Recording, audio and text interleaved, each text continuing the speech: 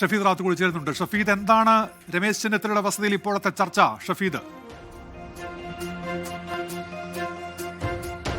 ഉന്മേഷ, നിലവിലിപ്പോൾ ഈ സതീശൻ 3 പേരും ഒരേപോലെ ആത്മവിശ്വാസം പ്രകടിപ്പിക്കുന്നു. അതേപോലെ തന്നെയാണ് ഇപ്പോൾ ചെന്നിത്തലയുടെ കാര്യത്തിൽ നമുക്ക് പറയാൻ കഴിയുന്നത്. നേതാക്കൾ ഇപ്പോൾ ഈ വീട്ടിലേക്ക് എത്തുന്നുണ്ട്. അല്പസമയം മുൻപ് അൻവർ സാദത്ത്, നേരത്തെ ജ്യോതികുമാർ ചാമക്കാല, ജോസഫ് ആഴക്കനടക്കമുള്ള മുതിർന്ന കോൺഗ്രസ് നേതാക്കൾ ഇവിടേക്ക് എത്തി രമേശ് ചെന്നിത്തലയെ കാണുന്നുണ്ട്. ഇതുവരെയും ഏതെങ്കിലും തരത്തിലൊരു കമ്മ്യൂണിക്കേഷൻ അത് ഹൈക്കമാൻഡിന്റെ ഭാഗത്ത് നിന്നുണ്ടായി എന്ന് നമുക്ക് പറയാൻ കഴിയില്ല. പക്ഷേ നേരത്തെ നമ്മൾ സൂചിപ്പിച്ചതുപോലെ തന്നെ നിയമസഭാ കക്ഷി യോഗം അടക്കം വൈകുന്ന ഒരു സാഹചര്യമുണ്ട്. ആ സാഹചര്യത്തിൽ ഏതെങ്കിലും തരത്തിലൊരു അപ്രതീക്ഷിത തീരുമാനത്തിലേക്ക് ഹൈക്കമാൻഡ് എത്തുമോ എന്നൊക്കെയുള്ള കാര്യങ്ങളാണ് ഇക്കാര്യത്തിൽ ആകാംക്ഷയോടെ നമ്മൾ നോക്കിക്കാണുന്ന കാര്യം. മാത്രവുമല്ല, ഈ രാഹുൽ ഗാന്ധിയുമായി കെ സി വേണുഗോപാൽ നടത്തിയ കൂടിക്കാഴ്ചയിൽ കെ സി വേണുഗോപാൽ പിന്നോട്ടില്ല എന്നുള്ള നിലപാടക്കമുള്ള കാര്യങ്ങൾ വ്യക്തമാക്കുന്ന തരത്തിലുള്ള സൂചനകൾ പുറത്തേക്ക് വരുമ്പോൾ കേരളത്തിലെ ഈ 2 നേതാക്കൾ, അതേപോലെ വി ഡി സതീശനും അതേപോലെ തന്നെ കെ സി വേണുഗോപാലും തമ്മിലുള്ള തർക്കം തുടരുകയാണെങ്കിൽ ഒരു സമവായ സാധ്യത എന്ന രീതിയിൽ ചെന്നിത്തല വീണ്ടും അക്കാര്യത്തിൽ ഒരു പ്രതീക്ഷ വയ്ക്കുന്നു എന്നുള്ളതാണ് ഏറ്റവും പ്രധാനപ്പെട്ട കാര്യം. അതിന്റെ ഭാഗമായി നേതാക്കൾ ഇവിടേക്ക് എത്തി അദ്ദേഹത്തെ കാണുന്നു എന്നുള്ള സൂചനകളും ഈ ഘട്ടത്തിൽ പുറത്തു വരുന്നുണ്ട്. ഏതായാലും അല്പസമയത്തിലുള്ള അദ്ദേഹം ഒരുപക്ഷെ പുറത്തേക്ക് വന്ന് മാധ്യമങ്ങളെ കാണാനുള്ള സാധ്യതയുണ്ട്. മാത്രമല്ല, നിലവിൽ ഇപ്പോൾ ഈ നിയമസഭാ കക്ഷി യോഗം വൈകുന്ന ഒരു സാഹചര്യത്തിൽ അദ്ദേഹം ഇപ്പോൾ വഴുതക്കാട്ടെ വീട്ടിൽ നിന്ന് പുറത്തേക്ക് പോകാൻ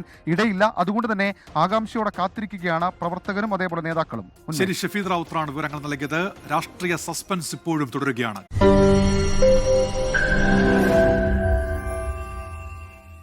ലോകത്തെവിടെയായാലും ഏത് സമയത്തും 24 വാർത്തകളും ഓഗ്മെന്റഡ് റിയാലിറ്റി പാക്കേജുകളും എക്സ്പ്ലെയിനറുകളും വിശദമായി കാണാൻ ഞങ്ങളുടെ യൂട്യൂബ് ചാനൽ നിങ്ങൾക്ക് സബ്സ്ക്രൈബ് ചെയ്യാം.